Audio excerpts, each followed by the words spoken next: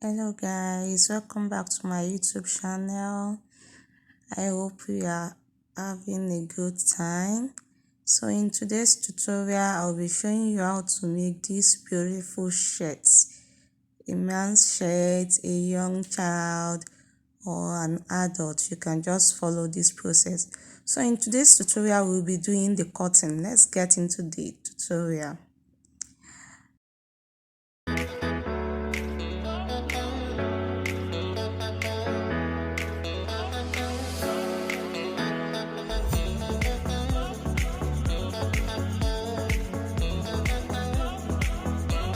So I have this beautiful fabric. I have my tape room, my scissors, my pins, my measurement that I already draft out, the rulers and the arm hook of my chalk, and of course during the sewing we will need our sewing machine.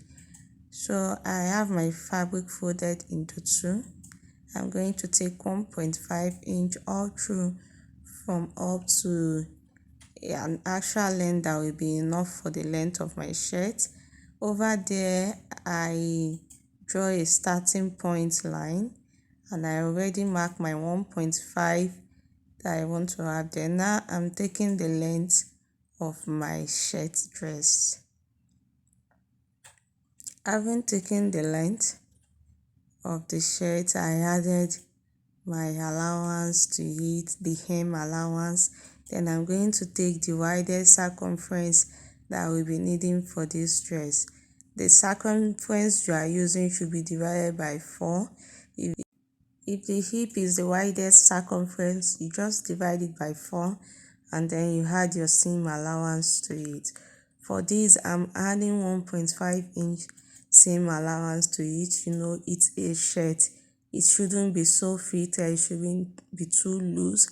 So the ½ inch is for ease, while the 1 inch is for my actual sewing allowance. So I'm just going to mark this circumference all through. Since it's the widest circumference, then I will cut it out to reduce the bulkiness on the table. So having cut it out, I have my fabric there. So I don't want to use this open part. The previous one is for the front. Then I fold my fabric such that I don't have the open part as my center line. Then I will be making it my back bodice. Now to make my back bodice, I have to make it longer than the front. Men's dress are usually like this. The back is usually longer than the front.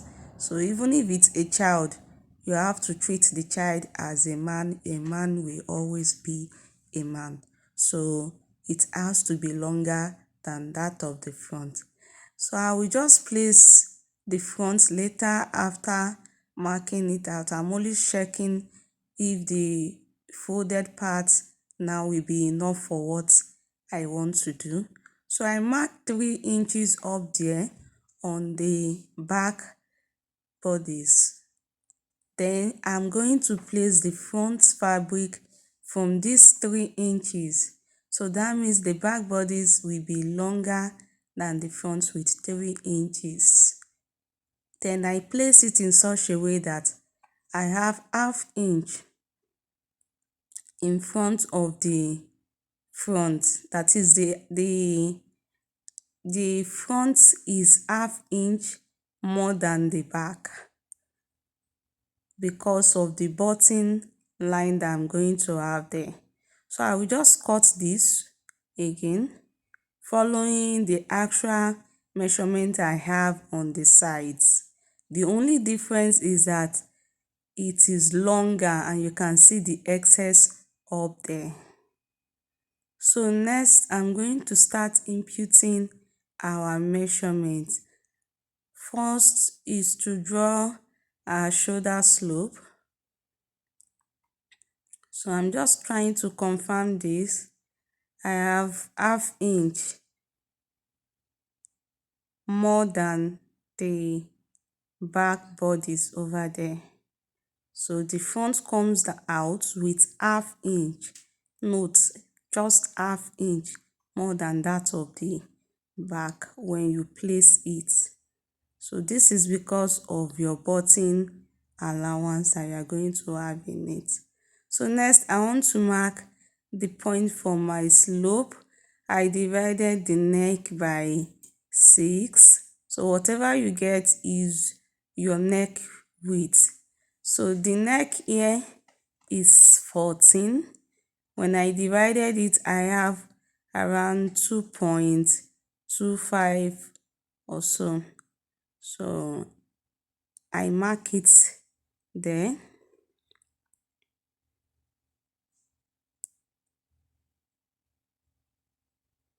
I'm starting from the ½ inch at the center point. So I didn't start it at the beginning of the front line. And note that I already fold the 1.5 inch. You can see pins on it. The 1.5 inch that I marked initially, I folded it with pin. So I put it together now, both the front and the back to be equal, because I want to cut my shoulder slope. So I'm connecting it to 1.5 inch over there.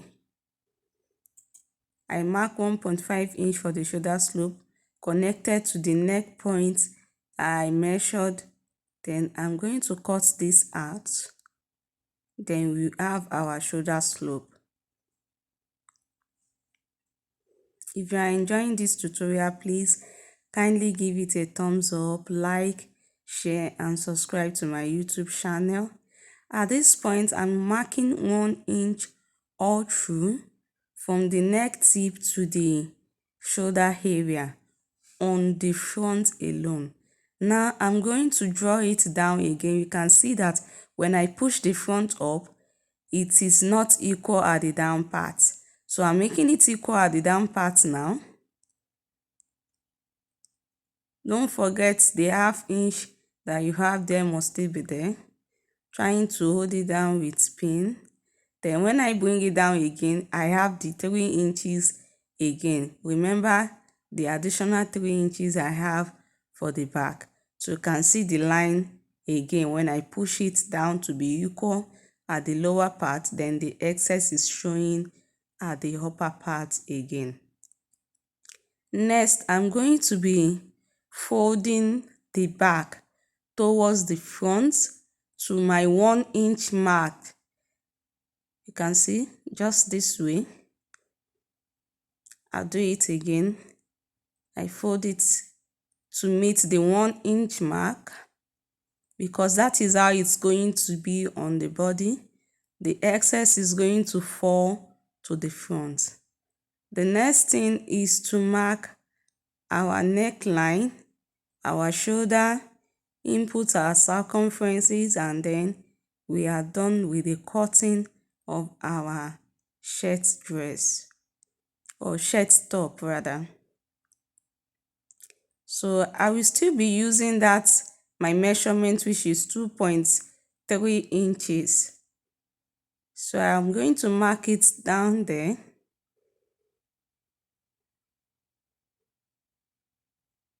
And then I'm going to mark the same thing towards the down part. Okay, first I mark my shoulder.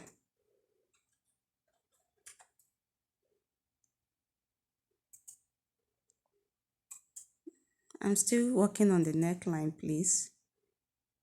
So I draw the neckline,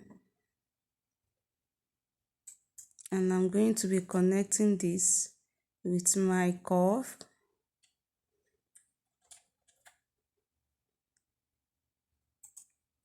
So the neckline is together, front and the back. Then at the upper part, I'm going to make a slight curve, because it's not supposed to be straight like that.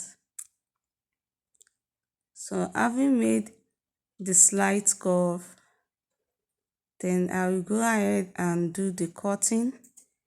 While doing the cutting, you will see that you will not have to pick everything together at once. I'm going to cut from the back all the way to the front. And when I get to the front, I'm going to leave out the button allowance part. I'm going to push my scissors in and then cut from the 1.5 inch.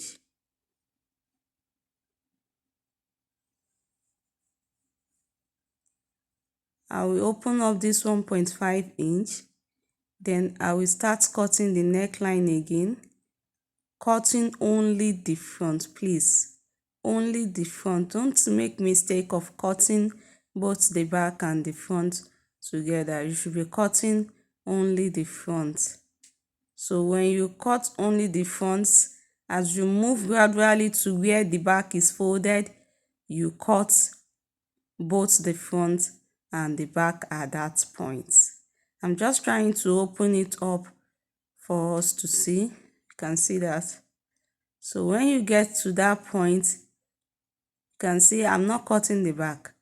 When you get to the point where the front and back meets, where the folded part of the back meets the front, then you start cutting the back again.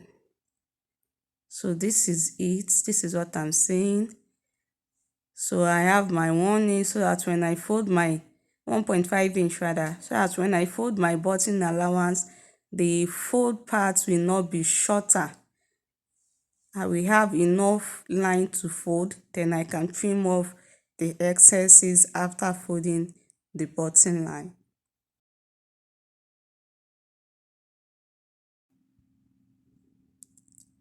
So having done this, I'm marking my shoulder points. You know, your back measurement is the same as your shoulder. So you divide it by 2. Whatever you get, add ½ inch to it because you are working on the fabric. Then I also do the same measurement down there where I have the armhole depth.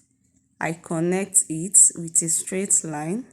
Then I'm going to be using my armhole curve to draft out my armhole shape at that point.